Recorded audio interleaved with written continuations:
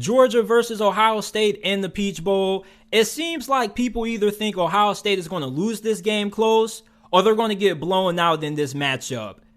My question for Ohio State's offense is, how are you going to find a way to slow down this monster that is Jalen Carter?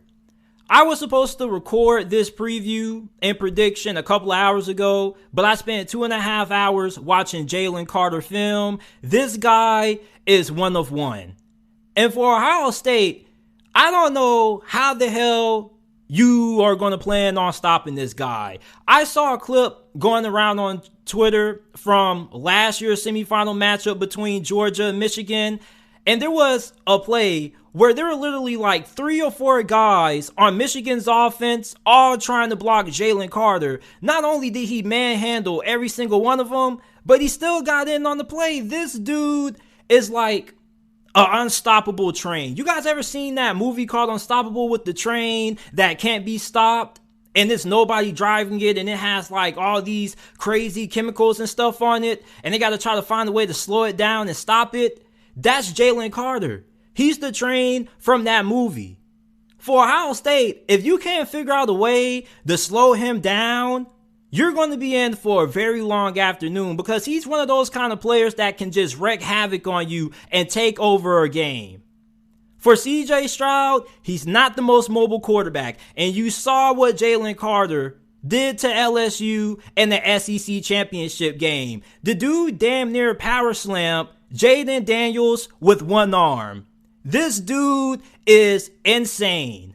I don't know what God is doing in heaven when it comes to creating these Georgia defensive linemen. You just had Jordan Davis last year. Now we're talking about Jalen Carter. Ohio State's offensive line is really good, though. They have only given up 8 sacks all year, so their offensive line is just as good as Georgia's offensive line when it comes to how they have performed this season. You look at Paris Johnson at left tackle. He is projected to be a top 15 pick. There are a lot of mock drafts who have him going in the top 10.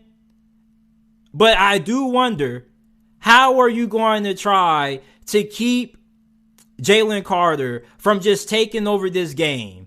CJ Stroud, he's not the most mobile, so if you see him coming, you're either doing one or two things. You either got to throw that football or you got to try to pick up yards as fast as possible. Because when this dude Jalen Carter is coming at you, he's coming at you very fast, very quickly, and boy, against LSU, some of these running backs were very fortunate that Jaden Daniels and Gunnar Nussmeier decided to keep the football, because Jalen Carter, he was coming, and he was coming up right through the middle, about to lay the right stick down. Ohio State's wide receivers against Georgia's secondary is probably going to be one of the biggest talking points in this game, outside of the battle of the defensive line of Georgia versus the offensive line of Ohio State. Ohio State's wide receivers are fantastic. You have Marvin Harrison Jr., who is widely considered to be the best wide receiver in college football. Emeka Egbuka, Julian Fleming. These guys can get it done. Ohio State is third in college football in yards per pass. But you're playing against a Georgia defense that also is pretty stout. And if you're a Georgia fan, you're going back and you're saying, JT, you remember what people were saying for the whole entire week leading up to that Tennessee game? Oh, look at the receivers, man. Georgia isn't going to be able to slow down Cedric Tillman and Jalen Hyatt. Oh, Hendon Hooker, he's having a Heisman-like season. He's going to dot Georgia's defense up. And Will Muschamp, Kirby Smart, they just absolutely shut down and neutralized Tennessee's offense. Now, of course, Tennessee did have a couple of plays that they left on the field. There were a couple of missed throws that Hendon Hooker wasn't able to connect on. You had a good amount of penalties, and Tennessee just got rattled in that game. But that's not the first team with the elite offense that Georgia has been able to shut down during the regular season. They also shut down Oregon, the first game of the season. And yes, you can say, well, JT, Oregon probably is a better team now compared to what they were at the start of the season. Okay, but you still have to give Georgia credit for that. This defense has proven When they are matched up against some of the best offenses in America, they show up and they show out. But I do have some matchups, or one matchup in particular, that I'm really excited about. And you Georgia fans already know. You're probably rolling your eyes. You know what's coming. You guys already knew I had to talk about it. Come on. Marvin Harrison versus Kelee Ringo. I want to see it. I have to see it. There are a lot of Georgia fans who believe that Kelee Ringo is one of, if not the best cornerback entering the 2023 NFL draft if he does decide to declare. Now listen, Kelee Ringo is a really good player, but I don't think he's as good as what a lot of Georgia fans make him out to be. Yes, he is really good inside the red zone. This dude is an athletic freak. You don't find too many corners who are 6'2", 205 pounds and run a 4.35 in today's age in football. Most of the times, you're probably going to find a cornerback running a 4.3 that's 5'10 or 5'11. Kelee Ringo is an athletic freak, but when it comes to his technique and how he has performed this season, he's been fairly inconsistent. He has some good moments, and he has some moments that make you go, Kelee, what were you doing? So I'm really excited to see how he handles the matchup of Marvin Harrison and how Marvin Harrison handles the matchup of Kelee Ringo. Marvin Harrison, this guy is a freaking GOAT. Not only can this dude run past you with speed, but he can get up on you. He can moss you. He can beat you underneath, bubble screens, slants. Like, there is nothing that Marvin Harrison Jr. cannot do. And we talk about what Ohio State has to do to slow down this monster that is Jalen Carter. But what is going to be the game plan for Kirby Smart and defensive coordinator Will Muschamp when it comes to slowing down or trying to contain Marvin Harrison? If you can take Marvin Harrison out of this game and only have to worry about Ibuka and Julian Fleming, that is going to be a huge plus for Georgia's defense. And I think that Georgia's cornerbacks match up very well against Emeka Ibuka and Julian Fleming. Not trying to take anything away from those guys. I think those guys also are more than capable of being able to do damage against Georgia's secondary. But Georgia has a lot of high caliber elite level players when it comes to their secondary. Yeah, regardless of how you may feel about Kelee Ringo, he's not doo-doo. You get what I'm saying? He has his moments. He has some good plays, but he also has a lot of bad plays as well. But at the same time, you look at Tyke Smith, you look at Kamari Lassiter. I mean, there are some really stout corners on this Georgia roster. Not only are their corners pretty good, but their safety, Christopher Smith, he's outstanding. So I'm really excited to see the matchup between these wide receivers of Ohio State versus the secondary of Georgia. Now, does Ohio State need to dominate on the ground for them to have a legitimate chance at winning this game? I don't really think so. You see, with Ohio State, this is a team that many people think they can't run the football. However, they did have a good amount of success running the football against Michigan. Now, Michigan isn't the defense that Georgia is, but their defense is pretty talented, and you do have to give them a lot of props for being able to have success running the ball against Michigan. As a matter of fact, in the first half, they outgained Michigan on the ground. Now, in the second half, Michigan just was able to take over that game. Their offensive line was really able to get the best of the front seven of Ohio State. But Ohio State offensively, when it came to the production that they got out of their running backs, very impressive. Now, you have to wonder, going into this game, just how much production do you need from the run game? I don't think Ohio State needs to run for over 200 plus to beat Georgia. I don't even think they need to run for over 150 yards. I just think that you need to be able to run the football occasionally to keep Georgia off balance. All right. Now, is that going to be possible? Yes, it is, but it's going to be extremely difficult to do. We act like Ohio State doesn't have any talent up front. Ohio State has some really good guys on this offensive line. Now, are they going to have anybody on this offensive line that's capable of slowing down Jalen Carter one-on-one? Probably not. You definitely are going to help out when it comes to slowing him down in that department. But you do have one of the best offensive tackles in college football, and Paris Johnson, who is mocked to be going in the top 10 in the 2023 NFL draft by many NFL draft analysts and scouts. So this is an offensive line that, yeah, you look at the talent disparity between their offensive line versus Georgia's defensive line. I mean, Georgia's defensive line has some absolute cyborgs on it. And they're really good when they decide to send pressure as well. But you look at CJ Stroud. CJ Stroud, you know, he gets a lot of undeserving hate. It's people that question his toughness. People say he can't throw under pressure. People say he doesn't have that dog in him. You look at CJ Stroud, you give this guy time to throw in this game, he's going to carve up this secondary. It doesn't matter how many outstanding cornerbacks you have in this game. If CJ Stroud has time to sit back and throw the football, he's going to have a big day through the air. Not only does he have fantastic ball placement, but he also has a really good arm as well. Now, when you can get after CJ Stroud and you get him moving outside the pocket and you can get some hits on him, he can get rattled at times. Now, it's not like the dude just completely falls apart, but when he gets a little pressure in his face, he can turn into a streaky player. He's way better not being under pressure than he is under pressure, but who isn't at the quarterback position? That's most quarterbacks. Most quarterbacks aren't that great when they have guys in their face. CJ Stroud, I'm expecting him to have a pretty good performance. And as a matter of fact, I'm expecting Ohio State's offense as a whole to have a good game. Now, is Ohio State going to be going up and down the field on Georgia's defense? No. And I don't expect Georgia's defense to have the same performance in this semifinal matchup that they had against LSU in the SEC championship game.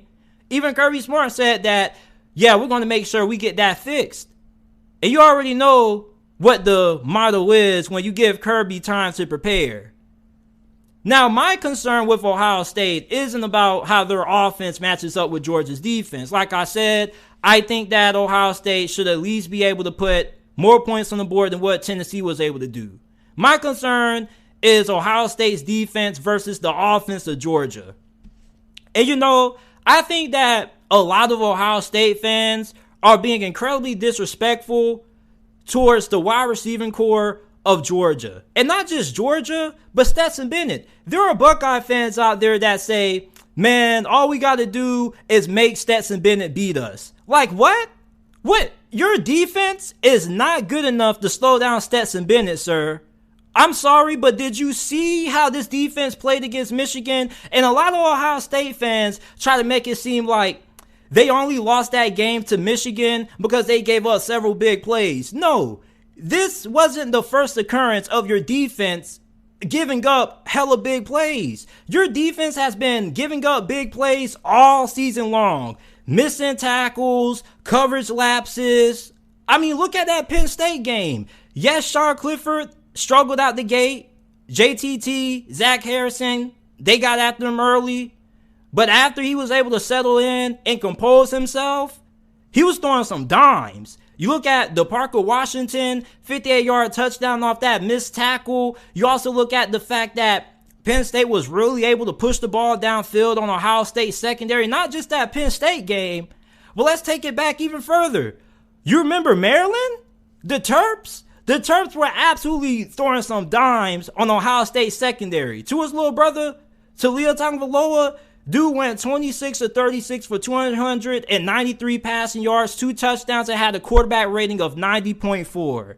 And yet, Ohio State fans think their best chance of slowing down Georgia's offense is by letting Stetson Bennett beat them. Good luck. Your safeties weren't all that great against Michigan. As a matter of fact, they were getting picked on a lot. You look at the speed that Georgia has at wide receiver, I think that there's a strong chance that this secondary could once again be giving up multiple plays of 40-plus yards or more. Not just that, but really the only way I can see Ohio State's defense getting a good amount of stops in this game is if the front seven is able to play the way they did in the first half against Michigan, because their front seven was really good in the first half of that game. Now, in the second half, I don't really know what happened. The wheels just fell off the rails for the Buckeyes front seven. Michigan's offensive line was able to get the best of them, especially in the fourth quarter. That's when Donovan Edwards started really going to town with those two big fourth quarter runs. Ohio State's defense is talented. And it's not like your defense is bad because you don't have the talent. As a matter of fact, your defense should be one of the best in college football if we're just looking at this thing from a time perspective. You bring in defensive coordinator Jim Knowles, who many of us thought was going to be able to turn this defense around in 1 year, and it's been a huge disappointment. Okay? And you look at this secondary, going against these tight ends, somebody told me that Ohio State is the best team in college football when it comes to slowing down tight ends and running backs of opposing teams. And I'm just thinking, how many good pass-catching tight ends has Ohio State matched up against this year? Outside of Notre Dame and Michigan, I can't really think of too many. So I'm pretty confident that Ohio State's defense, unless that pass rush is able to get after Stetson Bennett, I don't really see them getting too many stops. For Ohio State, I think your best chance of being able to get stops on Georgia's offense isn't by making Stetson Bennett beat you, because Stetson Bennett can beat you, and I'm pretty sure he will beat you. Stop sleeping on Stetson Bennett. Stop disrespecting the mailman, because one thing about the mailman is always on time. He has first day shipping, and he gets the balls out to these wide receivers quick, fast, in a hurry. This guy is incredible when it comes to not only reading defenses, but also when it comes to getting outside the pocket, utilizing his legs to extend plays. Ohio State, the key for your defense isn't by making him beat you through the air. The key is trying to limit his mobility. Force him to beat you from inside the pocket. Don't allow him to beat you from outside the pocket, because that's kind of where he's at his best. Let him beat you from inside the pocket. Let that Georgia offensive line have to block these guys such as JTT, Zach Harrison. Ohio State has the talent to show up in this game. It's just that you just wonder, are they going to execute? That's really what it comes down to when you look at Ohio State's defense. Execution. Are you going to be able to get consistent pressure on Stetson Bennett and make him stay in that pocket and force him into a mistake? Are you going to be able to slow down the rushing attack of Georgia? You can't go into another game, align what happened against Michigan and happened in this game against Georgia. Because Georgia is a way better team than Michigan, and they pretty much have similar identities. They're both balanced on offense. They both are explosive. They can kill you with explosive plays on the ground and through the air. You have a phenomenal group of tight ends. For Ohio State, you got to keep Stetson Bennett in the pocket, and you got to be able to slow down the run game. Make Georgia one-dimensional. And the reason why I say make Georgia one-dimensional isn't because I don't believe in Stetson Bennett. I'm telling you to make them one-dimensional because that's your best chance of winning this game. Because if you allow Georgia to have the run game going, they're going to control time possession. They're going to keep your offense off the field. They're going to keep that defense on the field. And Georgia is going to time of possession you to death. Georgia's one of those teams that they can get the ball with 12 minutes to go in the second quarter, and you might not get the ball again until 2 minutes left in the same quarter. So for Ohio State, it's really important that you don't allow Georgia to dictate this game by using the run game. You got to find a way to get Georgia into obvious passing situations and force them to beat you through the air. I don't think Ohio State wants to get into a slugfest on the ground with Georgia. As a matter of fact, that's not their strength. Okay? When you look at both sides of the football, their strength on offense is on the perimeter. Their strength on defense is in the front seven, but I think their defense is much better when it comes to getting pressure on the quarterback than it is against the run at times. Now, Ohio State's defense has been capable of being able to slow down the run game of opposing teams. Like I mentioned earlier, in the first half against Michigan, their run defense did a pretty good job. Don't know what happened in the second half, but if they can find out what worked in the first half and replicate that and expand on that, then that's a plus. But I just look at this receiving core of Georgia, and you look at A.D. Mitchell, who is expected to have a significant role in this game with McConkey being questionable. You also have Kearis Jackson, Arian Smith. Georgia has some real speed demons on this team. I remember Arian Smith had like a big reception against Tennessee. The mailman hit him right in the breadbasket. And you look at what the receivers of Michigan were able to do to the secondary. Cornelius Johnson was absolutely torching this secondary. Not just after the catch, but downfield too.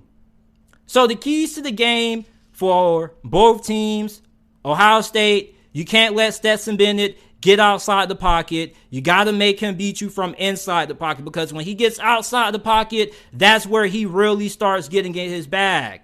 Ohio State, you got to stay disciplined on defense, maintaining gap assignments, making tackles in the open field.